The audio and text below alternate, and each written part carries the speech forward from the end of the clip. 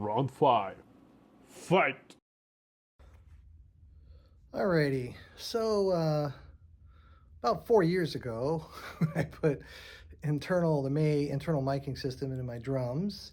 I had promised that I would make a comparison video for external mics versus the internal mics. And so, better late than never, I guess.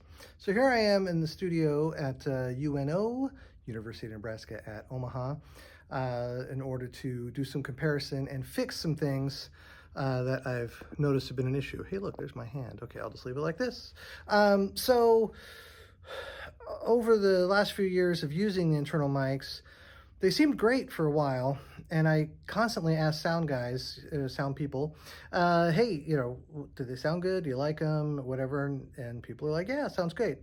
And then I finally had an engineer who's also a drummer who was like, no, they sound bad. They sound lots of attack, and they have that basketball kind of sound.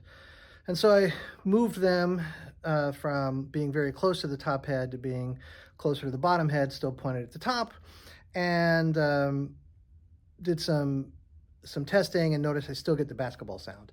So today I'm not only comparing the top and the bottom, I'm trying to fix the basketball sound. All right, so here's my setup just for testing purposes. So I didn't bring the 8-inch tom.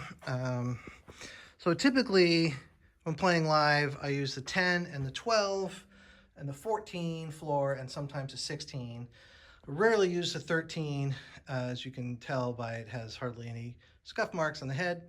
And then the 22-inch kick. So inside the drums in the toms, I've got Audix D4s, which you can kind of see in there on the 10, 12, and 13. And then in the 14 and 16, I've got Audix D6s, and I have an Audix D6 in the kick drum. So I've duplicated those same mics on the top, and of course, normally in a studio, you wouldn't clip the mics onto the drums, but since I'm trying to recreate how it sounds live, I went ahead and did that. So a couple things I should add is I'm using Evans hydraulic heads on top with a little bit of gel muffling on the two floor toms, and I'm using clear emperors on the bottom. Also, in general, I'm going for a punchy rock sound that is intended to be mic'd. If I were just using these drums in an acoustic setting, not in a loud, amplified, and mic'd rock setting, I would use very different tunings and very different heads. Okay, so I've got everything plugged in, Pro Tools session up and running with input and output. Everything's running through the fancy board. So I'm going to start hitting stuff and making some recordings and comparisons. Okay, this is the mics as they are. Internal, I haven't changed the way they've been, and I put top mics on. You're going to hear the basketball sound, which is what I'm trying to get rid of. So the top mics will likely sound a whole lot better in this round. No EQ or anything, and we'll just hear each drum. The first sound is internal mic. Second sound is external mic.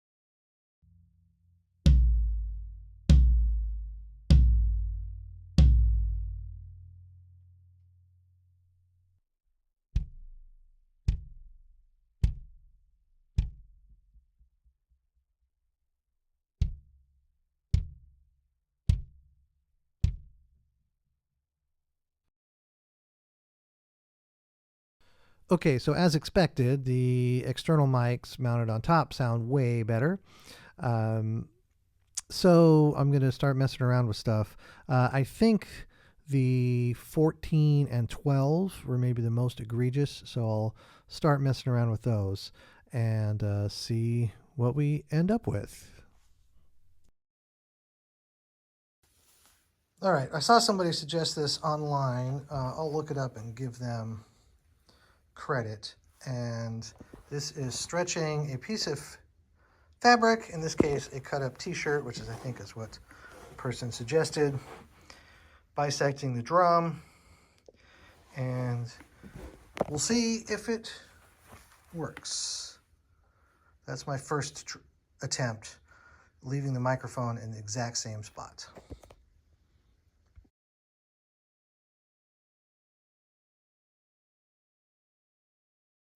Okay, so I just inserted the cut up t-shirt into the 14-inch tom, and let's try it out. See if it helps. I really hope so, because that's a lot easier than moving the mic inside the drum. We'll see what happens. Oh, also I tried to get the top mic back into the same position it was before. The inside mic hasn't changed at all. I didn't get out the protractor and slide rule, so I'm sort of guessing that the top mic is close, but I think it's close enough.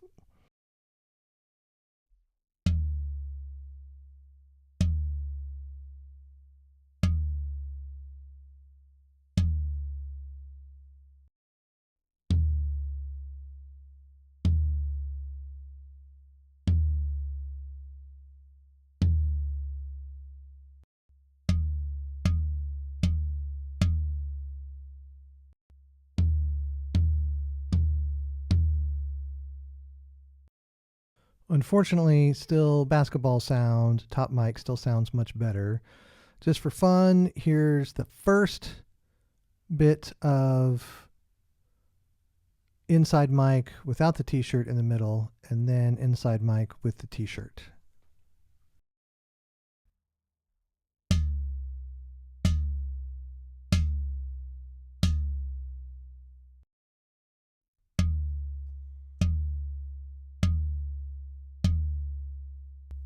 All right, unfortunately, I don't hear much difference.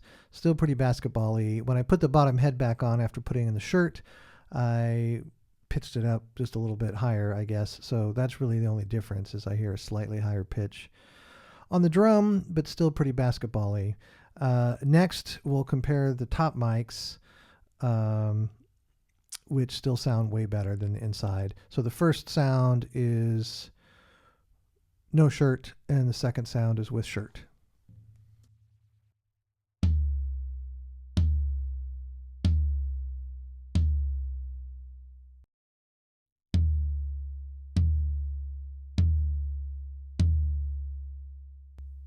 Again, no real difference other than the slight pitch difference from putting the bottom head back on.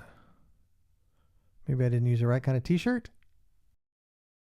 Okay, for this round, I'm trying a suspicion I had. So these are the input jacks for the mics, and that the selling point of this May system, or one of them, is that you don't have to drill your shells because they mount in the air hole, and then it's a little hard to see, but like there's some space there for air to come out around the cable, and that it escapes from here while you plug your mic cable in there. I've always wondered, though, it doesn't seem like there's really much space. This cable here, it's a little hard to see. You know, there is some space, but not a lot. And even here, you can see there's not a lot of space for air to come out. And I noticed when I would hit the drum and sort of put my fingers here to feel the air like I can out of a regular air hole, I don't really feel much air coming out. I don't really know if that affects the sound, so what I'm going to do this time is I've unscrewed it from the inside. I'm going to leave it hanging out like this so that there's plenty of room for air to come out, and see if that affects the sound.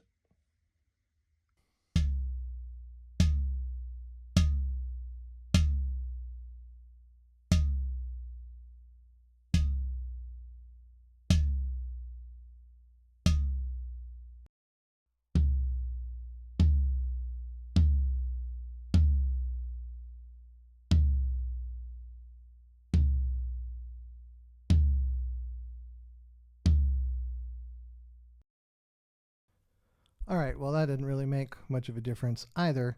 So my next step is change mic position. One of the suggestions I found online was to point the microphones at the bottom head and not the top head. So we're going to try that, but that's going to require a complete repositioning of the mic mount inside the drum. So that'll be fun. All right, I've now moved the microphone, the internal microphone, back towards the batter head. So previously the mount for the microphone was mounted off the lug screw near the resonant head, pointing up towards the batter head. So now I've reversed that. I've moved the mount to the lug screw near the batter head, and it's pointed down at the resonant head.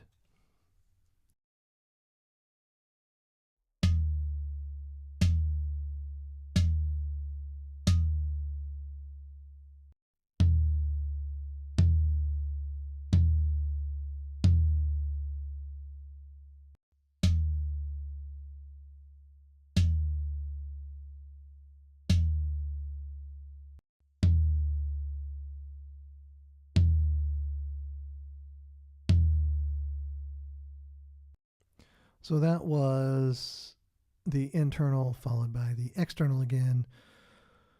With the mic pointed down, still really no difference. Clearly a pronounced basketball-like ping on the attack that has been the constant with every variation so far.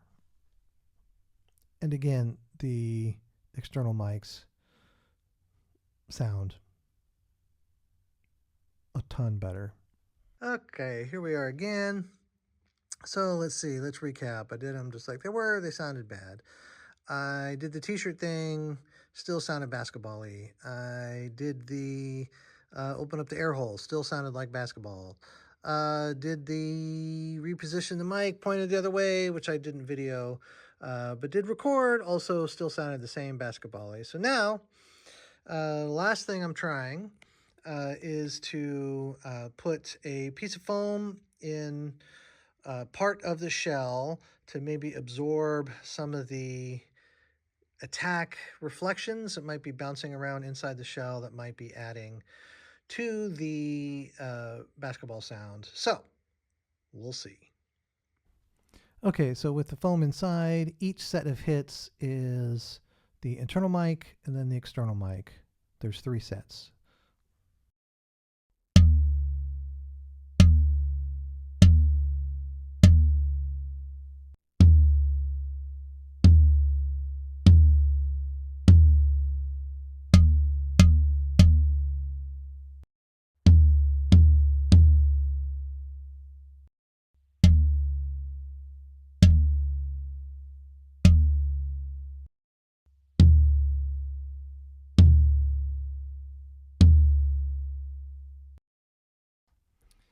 Okay, so a little interesting. I do feel like the internal mic with the foam sounds better than previous tries.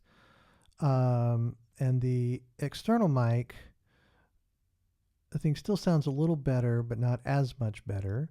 But my ears might be getting tired. So let's compare the first few hits with the internal mic with these hits with the internal mic and foam.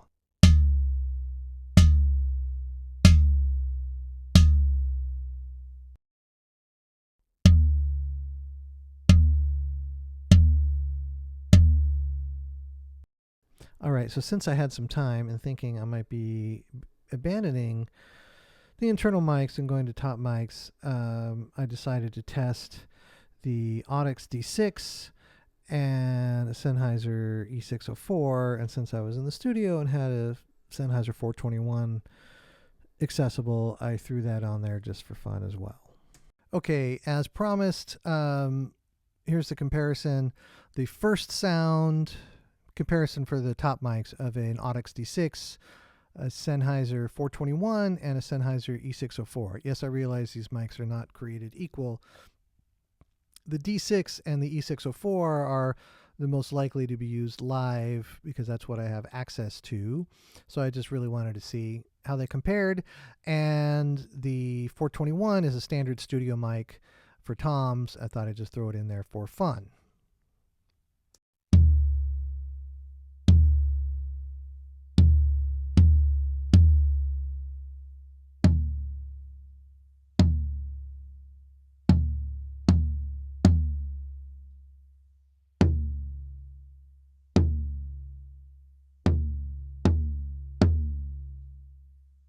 So, interestingly, in this instance, I kind of like the D6 sound even over the 421. Still, probably for recording, the 421 is giving you the most accurate representation. I have read that the Audix mics color the sound, and if you like that color, which apparently I do, you'll like them, and if you don't, you won't. The E604 is a smaller diaphragm and sits a little closer to the head, so it's getting a little bit more attack and less resonance. So for live, for the floor toms, looks like I'm going with Audix D6s and D4s for the regular toms, all on top, and goodbye to internal mics. Oh, one thing I forgot to mention is in my initial run, I tested the inside and outside kick mic with a D6 inside and outside, and they sound nearly identical to me. So I will be keeping the Audix D6 mounted on the May monorail system inside my kick. Okay, well, after several hours, which I knew it was going to take, of trial and error, pulling the head off, putting it back on, etc., etc., etc., I have come to the unfortunate conclusion that I cannot get the internal mics to sound even as close to as good as the external mics. So I'm going to be pulling the internal mics out. I'm really going to miss the convenience because it's nice just to plug in without having to clip on the mics, etc. But I just don't like the internal sound. So that was a couple years experiment on my part. So, you know, your mileage may vary. Maybe different mics will sound different. This is all with the Audix mics. But for me, it was not worth the time and expense to get the internal miking system.